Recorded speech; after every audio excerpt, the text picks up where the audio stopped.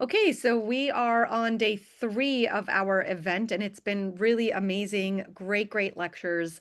Today, there's a whole slew of lectures coming our way, with the first a lecture that we squeezed in last minute by the sponsors that came in. And thank you so much for that. They're two physicians. I'm actually going to bring up their, one second, their talk. Here it is. Why CRM and AI are non-negotiable.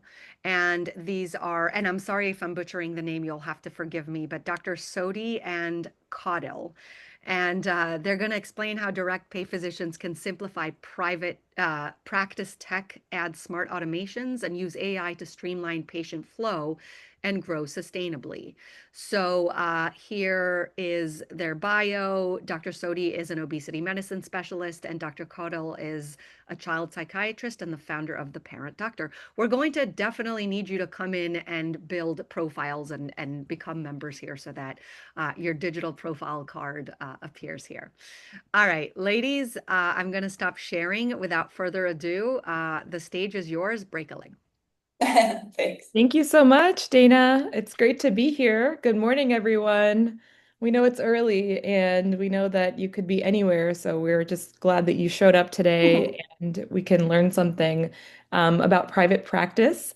I am Dr. Mona Sodhi.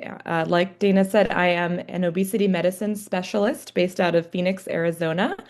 And a brief history, I'm not going to bore you with all the details, but basically, I used to be an academic hospitalist, and then I decided that I wanted to go into obesity medicine. And so I opened my own private practice that is direct pay. And that was a journey. I learned that there was a lot to do with opening up a private practice. And all of a sudden, I wasn't just a physician, I was also a business owner. And if you're not already in private practice, please do not take that lightly. It is a full-time job.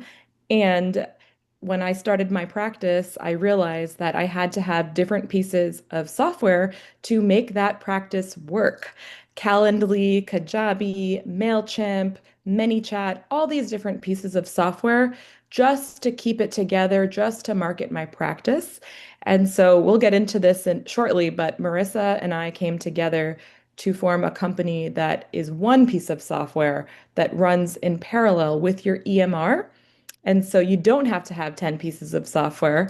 But really, that's what our passion project is right now.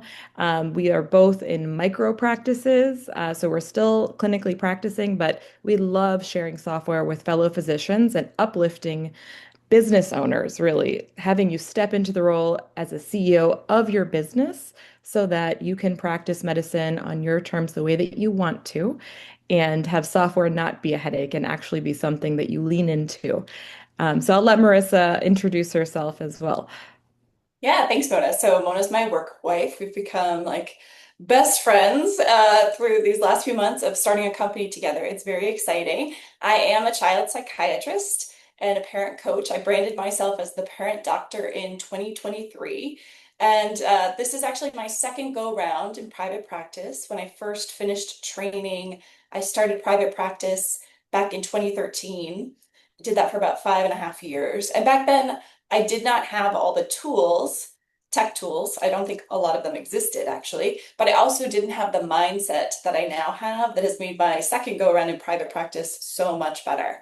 In between, after having a second child, I actually took a job at Kaiser Permanente for 4.5 years. At the end of that, I had 1,800 patients who had me assigned as their psychiatrist. It was like a whole other residency training almost. I saw a great breadth of clinical, experiences there, obviously. But I also realized that this is not the way that I want to deliver care. As a child psychiatrist in the Kaiser system, my role was really kind of tertiary. It was after kids had failed therapy and lower levels of things. After waiting months, they usually would then come and see me. And my job was basically to make the diagnosis and give a pill. And that just didn't feel right to me. So now I work mostly helping parents of kids before the problems become big and using medications much more sparingly. And that feels much better to me.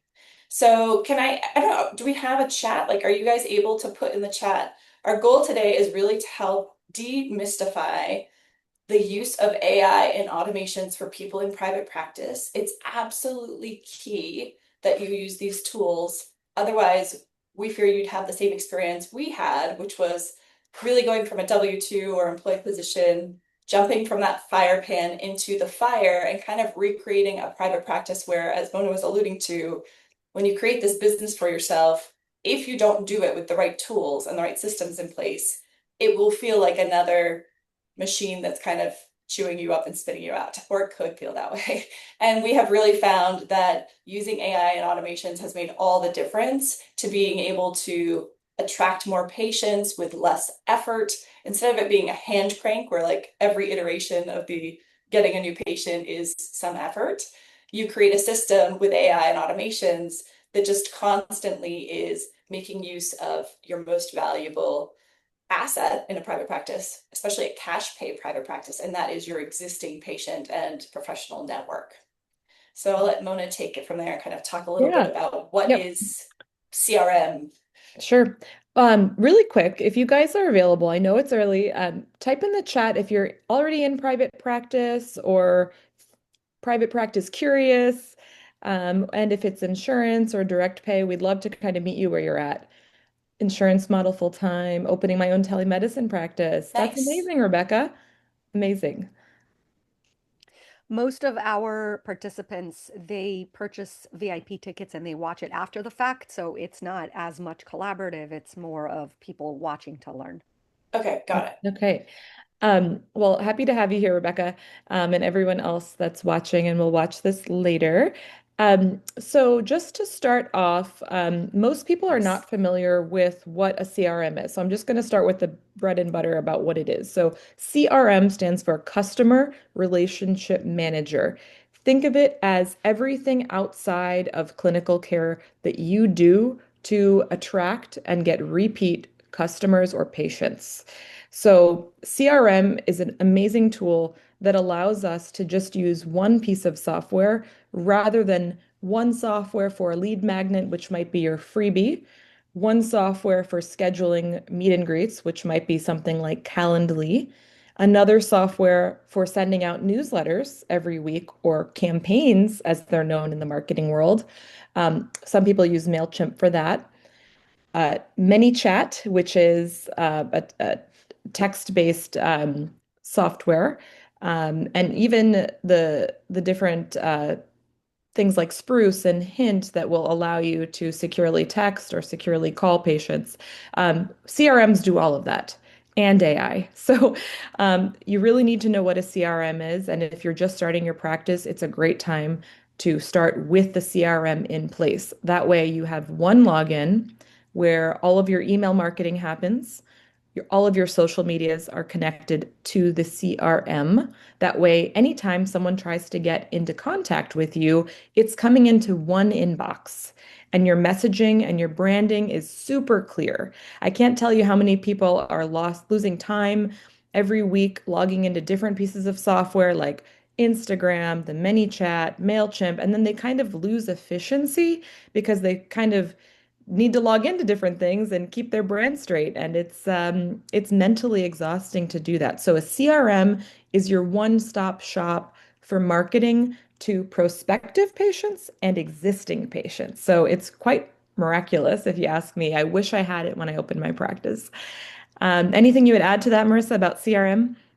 Yeah, no, I think you talked a lot about the value. I think to give everybody value here who has a private practice, we really want you to understand, especially if you're a cash pay practice, you need to have a brand and a niche. You need to be very clear on kind of your elevator pitch, and your messaging needs to be consistent because think about it. If somebody just asks you, like, do you know a good doctor in town? It's so vague that you're probably gonna be like, I don't know. But then if they ask you, like, do you know a good orthopedist? You'll be like, oh, I know my friend just saw this person for their shoulder and they had a good experience, right? So, like, the more that you're specific, the better. I can tell you this even from my own journey as the parent doctor. Initially, it was like I didn't want to niche down. I wanted to be the parent coach for all parents. And what I have realized is like that is too vague. So I need to really be niching down for parents of anxious kids who are tweens. And now I have a lot more interaction and a lot more engagement, and a lot more referrals. The other thing we need to keep in mind is that, as I said, if you are having insurance, taking insurance in your private practice, you don't have to work as hard because people are going to be finding you through their insurance panels, right? You're going to stay pretty full just by being someone who takes insurance. Though if you are cash pay, it's a whole new ball game, right? You could be the best doctor in town, but if people don't know you exist, they will not find you. So we have to be constantly working in cash pay practices to stay top of mind. And more we are bombarded. The statistics are something like every person sees thousands of ads a day. I forget what it is, but like however many minutes of messaging and emails that you get. If you think about it, you have to be constantly talking on social media, on emails, in text messages to let people know what's going on in your practice, and not just to the patients who've seen you before, but also to get them to talk about you to their friends and also to your professional network.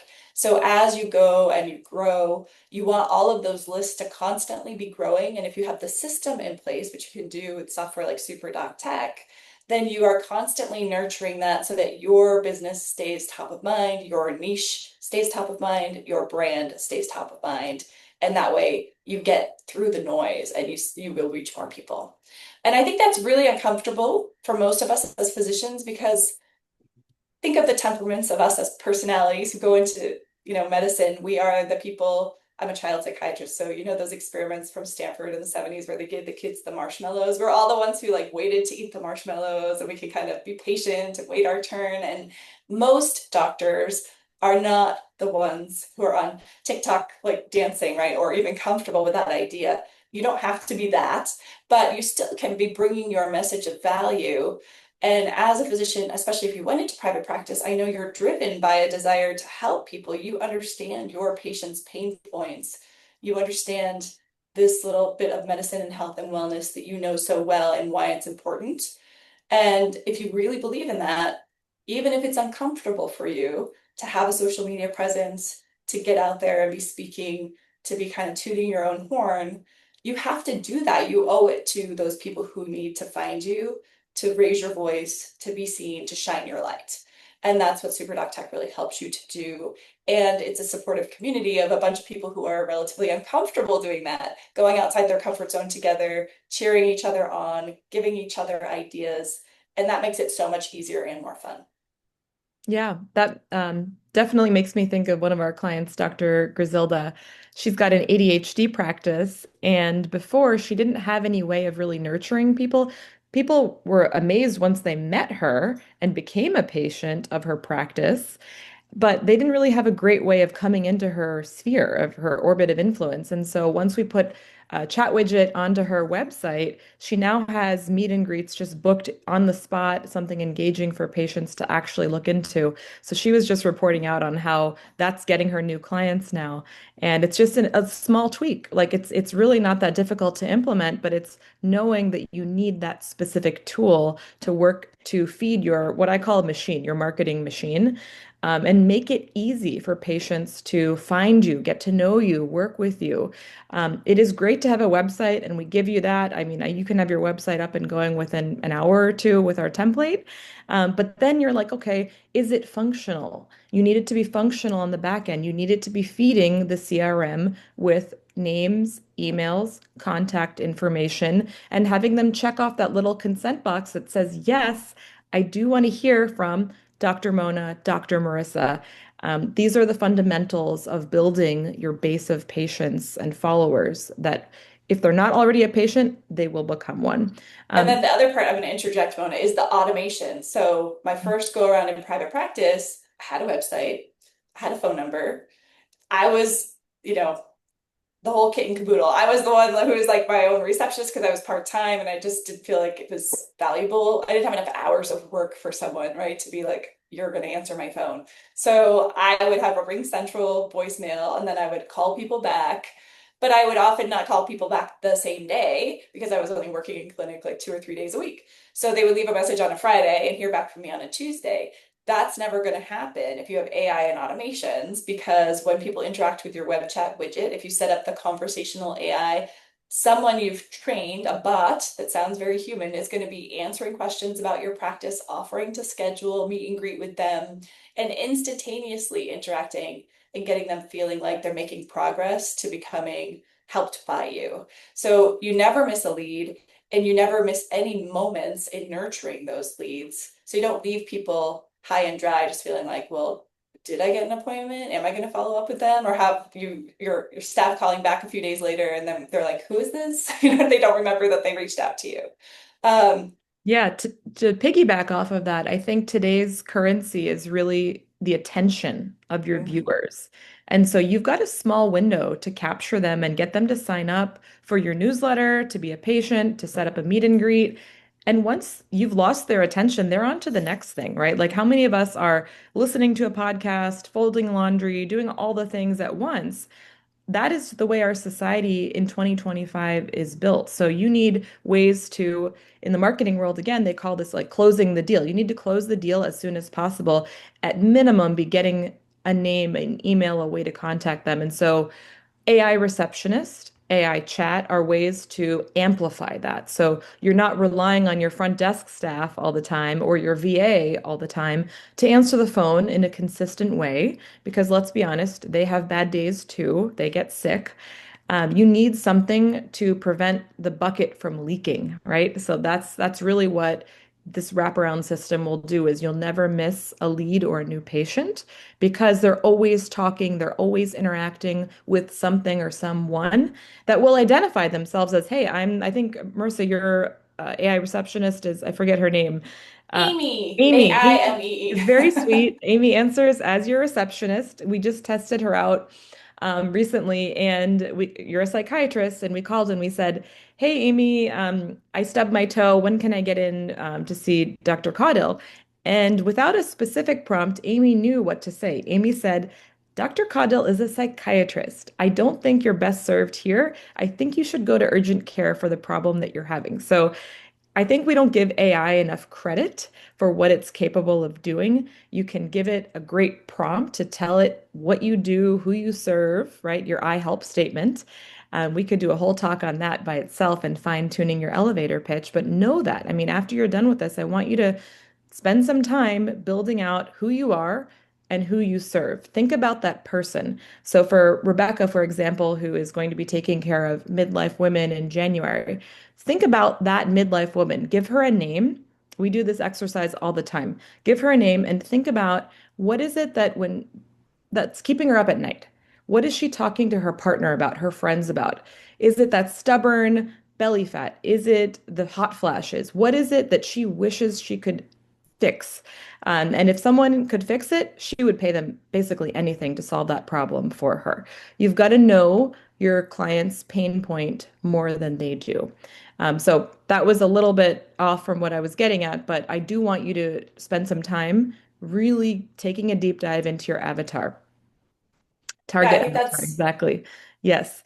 But AI receptionist is great at understanding your brand, but first you have to understand your brand. AI is right. not going to do that work for you. So that's where the human aspect comes into it. AI is great at executing, but it's only as good as the input that you give it.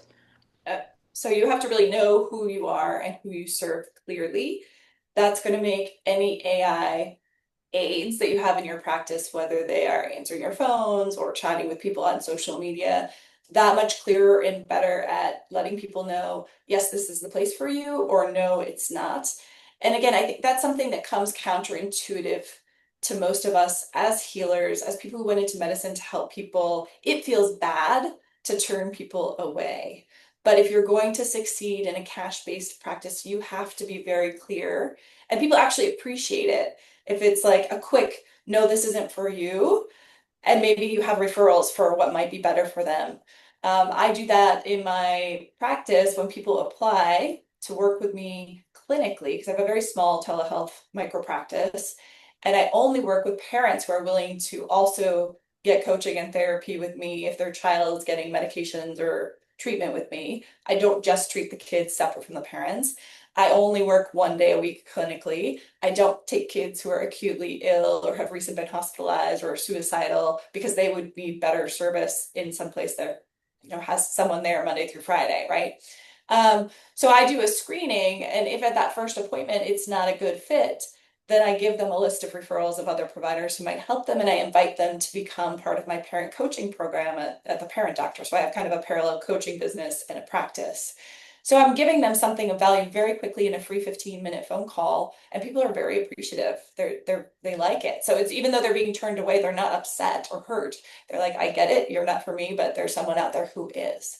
So I had a thought about what you were discussing with AI, and I lost my train of thought moment. But basically, I think that what you were talking about with the elevator pitch is really, really important. So for all of you listening on the replay, write down on a piece of paper, I help blank get or achieve blank, the thing they want. So as Mona was saying, when you imagine your ideal person, so this midlife woman, hello, that's me, Rebecca. So like, what am I talking to my friends about when I go out to Starbucks with them? What am I, you know, complaining to my spouse about, like, in terms of my life and my achievements and what's bothering me? And then what is in my own head keeping me up at night? What are those thoughts? That's like the kind of 3 conversation bubble exercise to do. So I help what? And be specific. You help women, you help men, you help transgender men, you help people of what age group, you help what race, what illness, like be very specific who you help.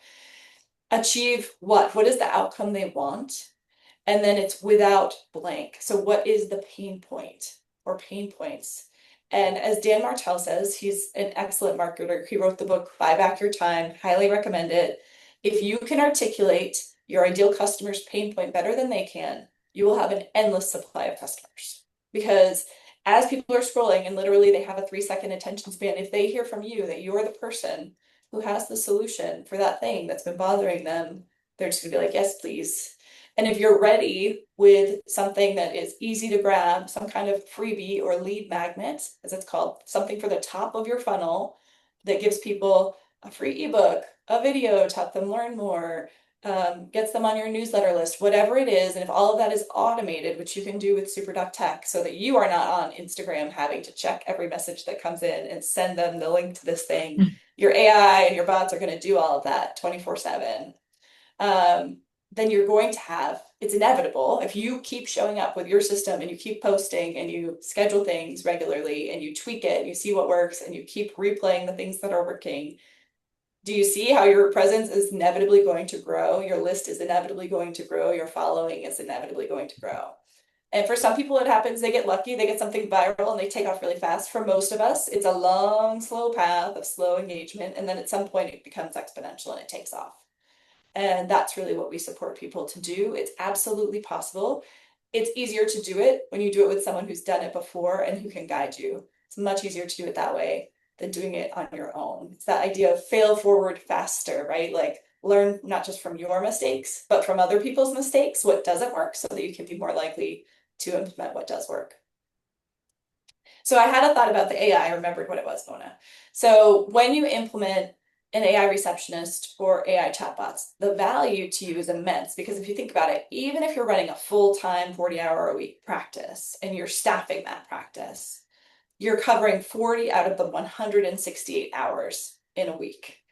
And we all know, at least I know, like, often, especially as a mom of young kids, when I think, oh yeah, shoot, I needed to call the pediatrician and schedule that thing, it's not 1 p.m., or it's often like lunch hour when the staff is on break, or it's like 8 p.m. before I go to bed, like, shoot, I forgot to do that. So for all of those practices that have AI receptionists, you're going to have people calling you whenever, any time of the day or night, and be able to schedule that appointment, make sure that they're on your list, have confidence that they can check that to-do thing off of their list because they interacted with something that said, I got it. They repeated the information back to them and they reassured this person, someone's going to be back with you on Monday at 8 a.m. when we're back in the office, and sent them a follow-up message that basically CC'd the staff saying, like, this person called, they had these issues, and you and the patient who wants to join your practice now know that is going to be taken care of, which is really beautiful, because for the fraction of the price of a full-time employee, you get someone who's covering the other 128 hours in your week. And this AI receptionist speaks 8 languages and can answer 200 phone calls at once. It's freaking amazing. So let's see. I wanted to also talk about, let's talk about our elevator pitch at SuperDoc Tech owner because I wrote this down. So we are Go for it. SuperDoc Yeah, Tech. please. So remember I said what you are, who you serve, what are they getting or achieving, and what's the pain point? So at SuperDoc Tech, we're a software subscription that helps cash pay private practice owners track more patients and earn more revenue using AI and automations that reduce your marketing efforts and make your clinic run smoother. And also, as one of our customers, Sharika Newman, said, my life is just so much better with SuperDoc Tech. So, like when you get these systems in place, all the grunt work, all the things that you really don't like about private practice become easier. And because they are yielding more results, like Mona was talking about with Griselda. Like she had a website before. You too, Mona. You spent what, $4,000 with that marketing company to build your website and give you SEO. You know, these marketing companies sell to us doctors and make us think that there's some magic in SEO and advertising. Ads work, they do work, but the truth is, if someone doesn't know you, if you don't know a product or a person or a business, you have to see something positive about them 7 to 16 times before emotionally you will trust them enough to go to them and ask them to solve your problem or buy from them. On the other hand, if you are a friend of someone who had a good experience with a clinic or a doctor and they personally tell you like, oh, you should go here. I don't know about you. I know I'm much more likely to be like, yeah, I'm going to call that place. I'm going to go there. I'm going to meet this doctor.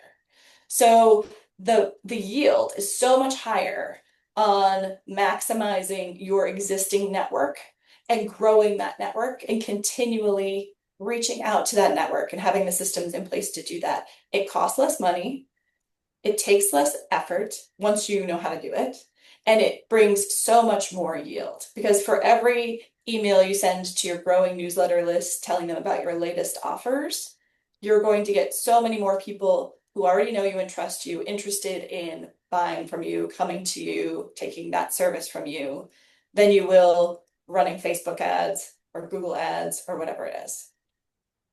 The Yeah. other way that we really help people is with SEO, like true SEO, the number one determinant of search engine optimization. For those of you who don't know, that's what SEO means. It's a marketing term that basically marketers will tell you, like, yeah, we will make your practice visible, right? Because we're all trying to cut through the noise.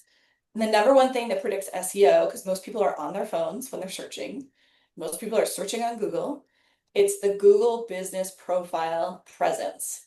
And where that business profile ranks, it's all determined locally. So you have to have a physical location to be a Google Business Profile. There is a workaround for those of you in telehealth. I saw that Alexis, you're a telehealth psychiatrist like I am.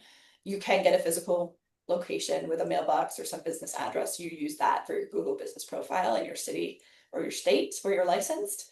But then basically that the number of reviews, whether they are actually not just 5 stars, but like they say something, and whether you responded promptly to the review, all of those features feed into the algorithm of how highly ranked your business is going to show up in the Google Business Profile search results.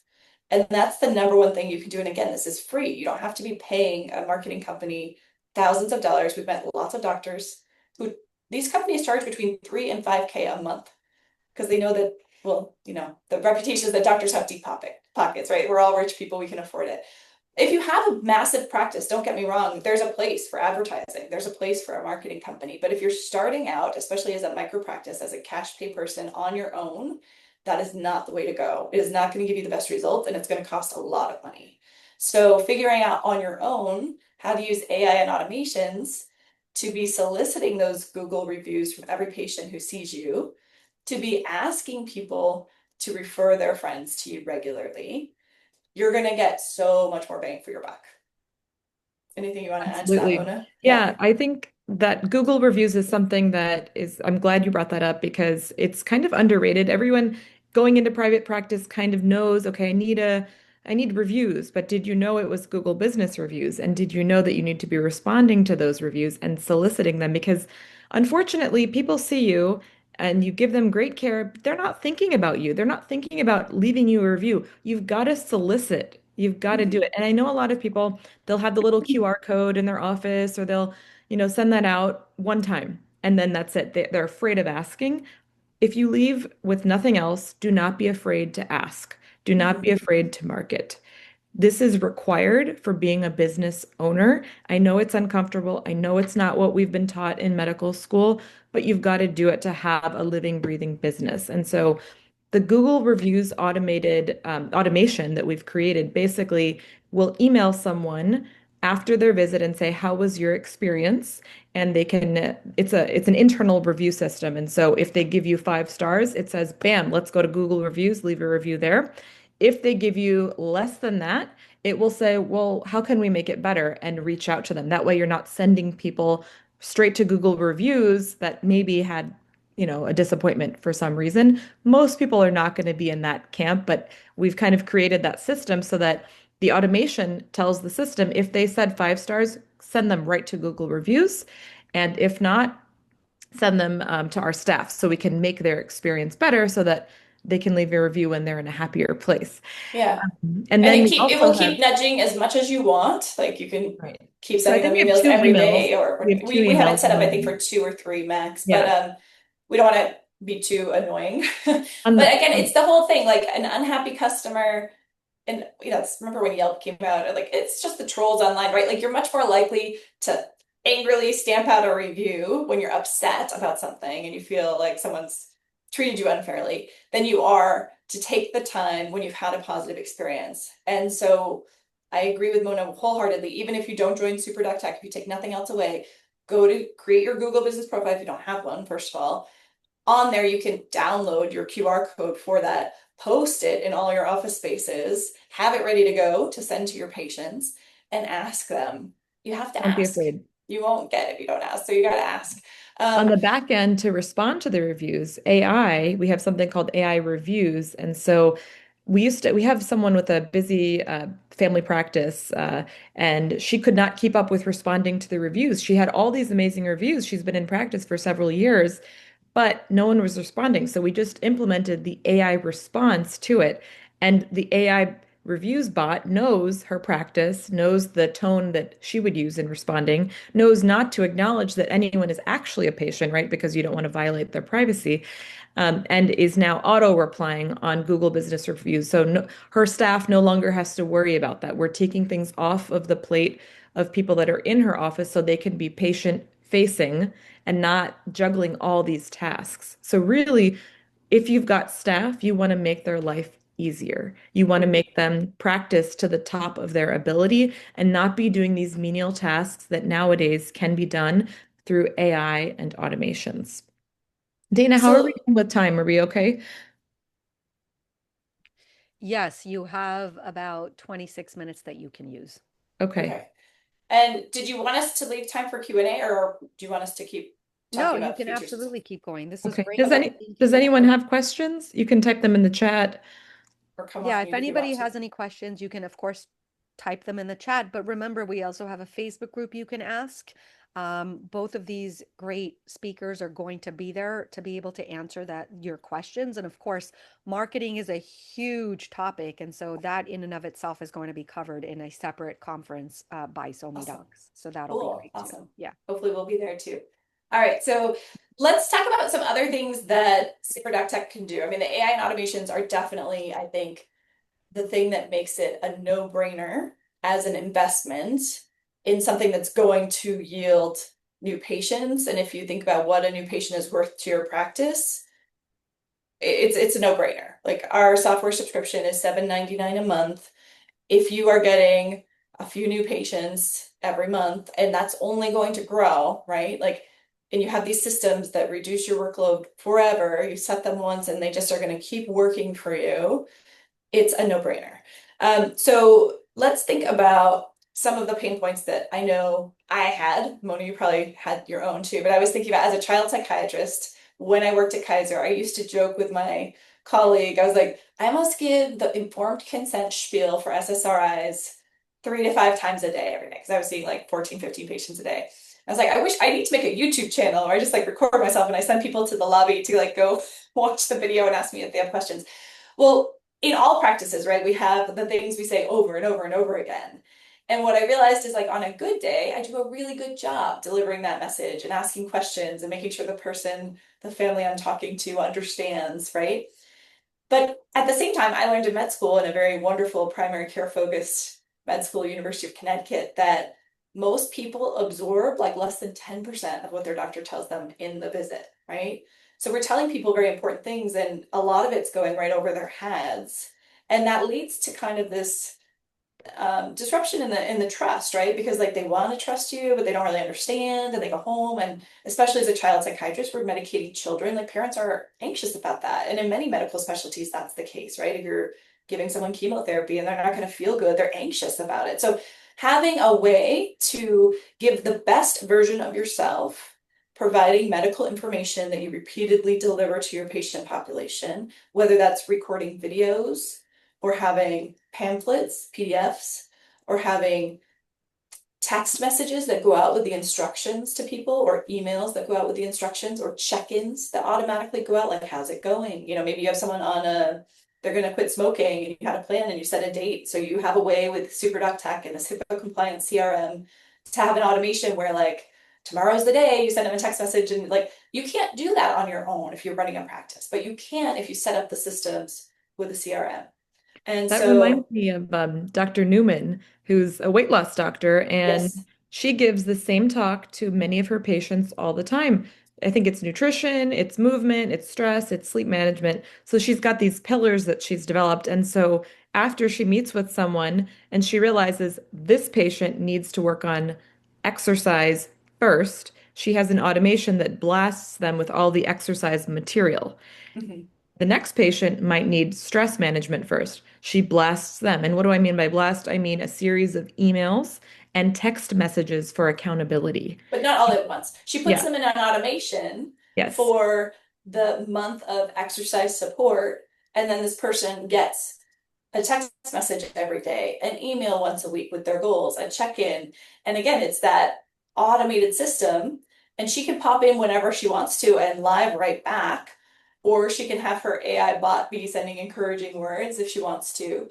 But she's got it set up now, and instead, before, what she was doing was copying and pasting those email series manually into Google Workspace and sending one-off emails to each patient each week. I mean, she had a ton of work that she was doing. And so now Yeah. she's able to deliver a better version of her message and her support with doing less, which is really what it's all about. So there's this saying I love that is attributed to Abraham Lincoln. And he said, not that I chopped down a lot of trees, but he said, like, if I had 6 hours to chop down a tree, I would spend the first 4 sharpening my axe.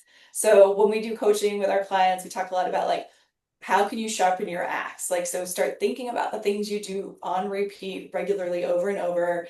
How can you make this more effective? How can you set it once and have something that then is going to deliver better outcomes for your patients and create less effort on your part? That's win-win. Like, your patients are going to be happier because instead of, in that situation that I gave you the example, me telling them once without a handout, without anything, just this is what the meds do, this is how they work, this is the risks, you know, don't take these medications with it, this is how you do it, this is what you do if you run out. All right, here you go, here's your prescription, bye. And then they get home and they're like, what were we supposed to do? What did she say? You know, now they're going to have this resource that they can look up, rewatch, watch with their partner, watch with their kid again. And it's amazing, right? Because then you're basically cloning yourself, the best version of you, and giving that to your patients. All right, another pain point is turnover. So if you're in private practice and you have a busy clinic, like a physical presence, you probably also have staff. You have MAs, your front desk staff. And one major pain point that we hear from busy clinicians is that it's hard to keep good staff. And even the good ones, think about it. I would not want to be someone's front desk receptionist in a busy clinic. That's a tough job because you've got to check people in, you got to check people out, you got to reschedule them, you got to answer the phones. You're literally juggling all day long. So by adding an AI receptionist to answer the questions and having AI chat widgets that can answer the frequently asked questions on your website, like, where do I park? Is there validation? What are your hours? Do you take insurance? Like, all of those things can be handled by AI. And if you talk to your existing front desk and support team, they'll probably tell you that, like, yeah, 50 to 80% of the questions they answer for people calling are repeat questions, like common things. And then there's probably things that could be put into categories like refill requests, prior authorization requests, scheduling and rescheduling. And with our software, you can have multiple AI bots. You can buy a different phone number for each one. It's $1.15 per month for each one. Doesn't cost extra, like just a buck.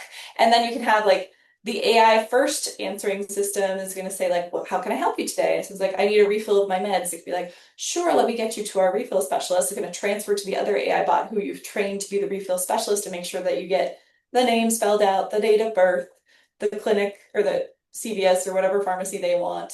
Um, and then your front desk staff person can spend maybe 30 minutes a day going through the refill messages or 1 hour at the end of the day going through the prior authorizations rather than juggling those non-urgent but important things throughout the day in the middle of other more pressing urgent things when they have face-to-face people. So that's another way that an AI receptionist really helps not only you, but the people who you really value. And I don't know, Mona, what stories have you heard? I know you're in EBS, so you probably hear a lot Yeah, I of. think so. Someone I spoke to recently, his office gets upwards of 100 calls a day, and his front desk staff cannot keep up at all. Like it is just something that he's completely flooded with. And so we talked about smart ways of implementing AI receptionist, and so that his phone system now rings. If a human doesn't answer, we've set it up so that the fall safe is AI receptionist to say, "Hey, I'm sorry, the office staff is tied up right now, but I will efficiently take your message and have it handled for you." So we've helped him to curate the prompt for that. Something that has come up for me personally is the way that I used to schedule patients. It was such a task to send out automated appointment reminders, and I was using Calendly for meet and greets, and Calendly did what it needed to do. It would remind the patient, "Hey, you've got your meet and greet calendar with Dr. Sodhi coming up in 1 day and 1 hour," and remind them to get to that call. But then what? Then you're left with a meet and greet, and maybe they would be a great patient in that moment. You're tasked with sending them the documents to become a patient. You're tasked with sending them your pricing. You're tasked with sending them a meaningful follow-up message. And that's all that manual crank that we coach our clients on so much, that you want to get out of that manual crank. You want an automated system that feeds into the CRM. Like So sharpen the axe. sharpen the axe, so that after your meet and greet call, if you have dubbed them as someone that is appropriate for your practice, like for me, I need to screen for active eating disorders. I need to screen for any psychiatric disorders that might need to be addressed first before I treat them for obesity or any medical conditions that may be a priority in this moment. Once I've dubbed them someone that is appropriate for my practice, they will get a series of emails that ask them to sign up, to make their payment, and to schedule their first appointment so that I don't lose their attention. Because the reality is, there are many places that are doing weight loss, and we know that. And so, if there is someone that is a great fit for you, you want them to sign up with you in that moment and keep you top of mind. At minimum, be adding them to your newsletter, right? So that they're constantly getting your email marketing and being nurtured. Um, so maybe if they don't sign up that day, they don't have the credit card or whatever, they remember you and they're like, "I had a really great conversation with that doctor and I'm going to be a patient next." So that's something that is a hand crank. So I would task you to not just do your I help statement, but think about all the junctures in your day where you are doing tasks that you don't want to be doing, and get creative about how can I automate them. It's about asking yourself the right questions. What are the things you're doing right now that you don't want to be doing? Is it posting on social media every day? Is it creating a newsletter every week? Does that feel hard to you? Would you rather have that automated? Is it answering all the phone calls about frequently asked questions that probably an AI bot could do better than you could? Um, what are all the pain points in your day? So I would really take an assessment of everything that you're doing throughout the day and think about, if I could delegate that off to AI, what could I be doing more of? Is it spending more patient-facing time? Is it spending more time with your family? That downtime that we all crave, because we know that, yes, the revenue matters, but having time back is equally as important to be a thriving physician. I feel like we should. I'm imagining, maybe this is my hallucination, but I'm imagining that some of you may be feeling like, I don't know if I want an AI receptionist. I think to some of us it feels impersonal, or we worry that our patients will view it as impersonal. So do any of you have that sentiment? Put a one in the chat if you're like kind of lukewarm about this idea of an AI receptionist. Rebecca, yes, you use the AI receptionist through the platform. Yes, we train our clients. Yes. Sure to also answer this question for you. Yes. Oh, okay. So thank you for that reminder, Dana. So Meryl Kahan, you asked, is our software platform a white labeled Go High Level? Yes, it is. So if you're familiar with Go High Level, this is a software which literally replaces, as Mona said, so many other things. And you can go to our website, superdoctech.com, to see more of what it replaces. We haven't even gotten, because this talk is about AI and automations, into the other things that it does, like Courses, unlimited website. courses. So if you're someone who is doing any kind of education, whether that's coaching or health education, and you're using something like Kajabi, like I was, and many of our clients were, unlike Kajabi, which doesn't offer HIPAA compliance, our whole software platform, everything that your patients and you do in it, text messaging, emails, all of that communication is HIPAA compliant there. And the courses and the course enrollment as well. Communities. So many of us have been using Facebook communities. I was using them for the parent doctor as well. And then I started running ads for the parent doctor, which then led me to get hacked around election time last year. And for 5 months, I didn't have access to my Facebook group anymore. So there's a lot of value in having private communities off of social media, even though social media is a wonderful way to have your presence expanded, to nurture people, to help your brand gain visibility. You ultimately have a lot more control and privacy, especially for doctors who are working with patients, if you bring your community in your course community offline. Well, not offline, but out of Meta. And you can do that with SuperDoc Tech in a secure way. So the other part is, yes, and Dana wrote, physicians are weary of AI. So I will say, um, the AI receptionist that I have in my practice identifies herself as such. She says, hello, I'm Amy, Dr. Caudill's AI receptionist. How can I help you today? She sounds very personable. If you are familiar with some of the new language model, voice AI tech, this is 11 Labs, which is the best of the best. There's, I don't know, I think there's like over 120 different voices you can choose from, male voices, female voices, different country accents. Like, honestly, that's where you'll spend the most time in SuperDuck Tech choosing your AI receptionist, it's like picking the voices because it's fun.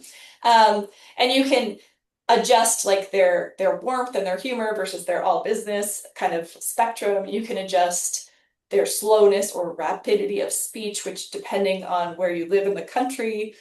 I'm from the Northeast. I know I talk really fast. I'm sorry. But like, some people like a fast speaking receptionist. If you work like my husband does with geriatric patients, you probably want the voice to be a little louder. You can adjust that as well.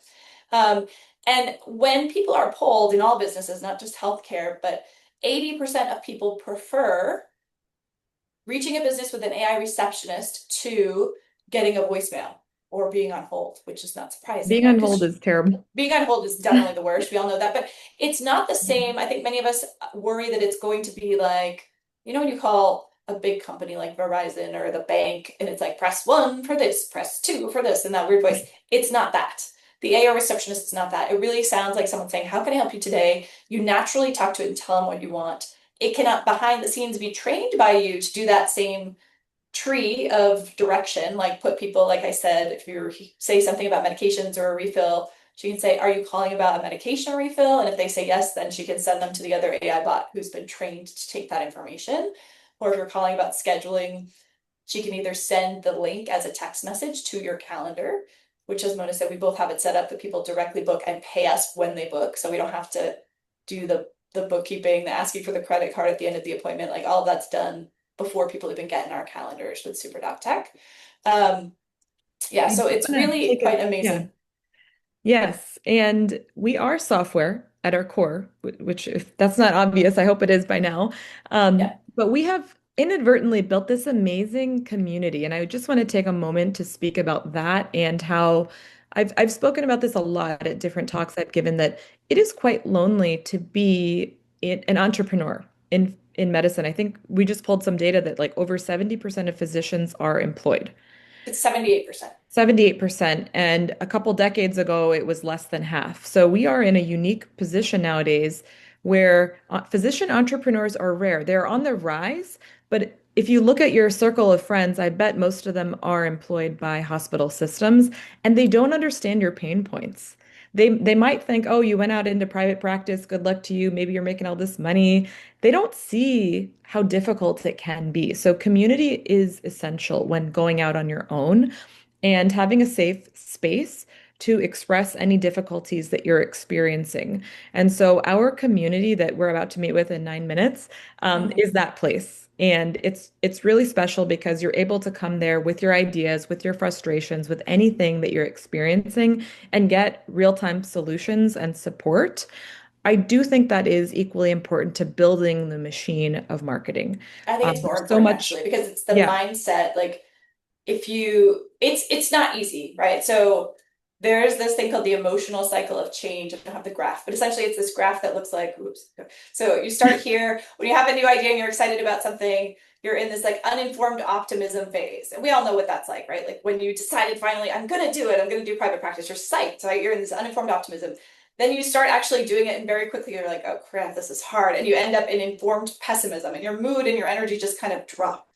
This is where you need to find your people in your community because this is called the valley of despair, this period right here. And most people, if they don't get that momentum that comes from community and people cheering you on and people who are a little farther ahead giving you hope, you like lose steam and eventually you give up and you go back to some new project and you start again with like the shiny object syndrome and like forget it, I won't do practice, I'll just take this, employed telehealth job instead and try that out. I did this for years. Mona, you did it too for years. um, so what we know from the psychology of change is that like when people join us, when they're trying something new, they're going to be psyched about the idea of like having all these tools at first, and we're really for the people who aren't wanting to just farm this out. We're for people who want to build their own command center of their practice, roll up their sleeves and understand it. So inevitably, as you start to do that, you end up in this valley of despair where you're like, I don't know what I'm doing. And that's where we really stand out from the crowd. There are other go high level white labeled agencies, some of which are marketing to physicians, but we really feel that we are the premier offering because we absolutely understand what it's like. We've done it ourselves. We've created the templates that are 80% done for you and the education and the course to walk you through it with support. And so we're what, in week 8 of our accelerator right Mhm. now. Yep. We're doing our first round Yep. of the accelerator. And everyone is so happy who's working with us. And they are so much farther than I was when I started using Go High Level with a different agency that wasn't designed for physicians 2 years ago. It took me like a year to get to 1/10 of where they are right now. So if you join us, you're going to be so prepared to go so much faster than you otherwise would doing it on your own or doing it with another agency. And on the other side of that valley of despair is informed optimism. So you start to see like, oh, there is a path out of here. I can do this. And when you stick with it long enough, then you reach your goal and you just soar from there. So we really are so lit up by what we're doing. It feels so good to be helping physicians like you find the way that feels right to practice. Because I think burnout, as you all know, is it's not quite, I was reading, it's not quite at the all-time high it was during COVID, where it was like over 50%, but it's still something like 43.8%. This is an article in JAMA of physicians are experiencing symptoms of burnout. And for me, this is really a passion project because I actually lost a colleague to suicide last year, another psychiatrist who was a dear friend. So I'm not saying that everyone who's burnt out is going to suicide. I know that's not true, but I do feel like the healthcare system and with 80% of physicians being employed and feeling like they don't have power, it does lead us to be in kind of a bad headspace. And so I feel like we're not just a software company. We are a solution that's going to help people feel empowered to practice medicine in a way that feels right to them again. And even though it's a lot of work, once you start feeling like, I feel good about this, it's energizing and exciting to do this work. And for us, it's super fun and exciting. Like I love we meet with our clients at 7 a.m. Pacific. It's 6:55 a.m. Pacific for us right now. So we meet with our clients at 7 a.m. Pacific on Saturday mornings, and they're all there. They're all ready to go. Mhm. So we're all experiencing that high energy that we get from each other, feeling, just good about doing more good in the world. And we hope that you guys can feel excited about that too, and whatever you're doing. And if there's any way we can support you, please reach out. You can go to super.tech.com/calendar and book a time with me or Mona. And next week, we're actually running a summit. Um, Actually, we need to make you, Dana, a special A link. funnel. So a link. We'll make it, it'll be, it's not live yet, but I'll make it later today. It's going to be superdoctech.com/aim, AIM dash SoMeDocs. But if you're ready to sign up, I'll just put in the link. Yes, and if you're ready to sign up, it's a 30-day free trial. You have nothing to lose. I promise we'll blow your minds and exceed your expectations. You can go to superdoctech.com/SoMeDocs and sign up. That's Dr. Carell's referral link there. We're her affiliates now. We hope to support you guys. And yeah, the summit we're doing next week, it's called the AIM Summit. That stands for Attract, Influence, and Monetize using AI and automations. And we will be basically Three days. diving, it's 3 days. So if you liked this, come to that. It's going to It's be free.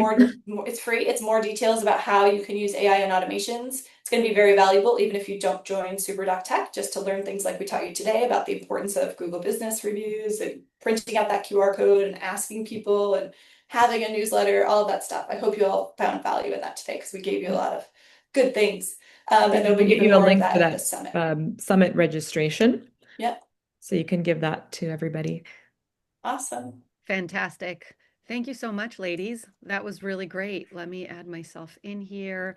Hi. Really Hi. great information and things that physicians in general just aren't familiar with. And again, it's not because they don't, it's not because they don't have the capability. It's because we don't learn it in school, right? We No, go nobody teaches straight you these through. things. And actually, the marketing companies don't want us to know the truth because they want to get our $5,000 from our anxiety about not knowing. For sure, for sure. And I've given plenty of lectures on that as well. There's just no reason to spend thousands and thousands of dollars. Although, again, we do want to outsource some things that we can't do ourselves. So, super appreciate you being here and you Thank being you for having us. sponsors. Of Yeah, course, thanks. of course. And to all of you listening at home, you can always ask questions in the Facebook group. Um, these ladies will still be there as speakers in the group. And so you can ask there, you can reach out to them, etc. So thank you again. Yeah, Yeah, thank thank you you. so My much. pleasure.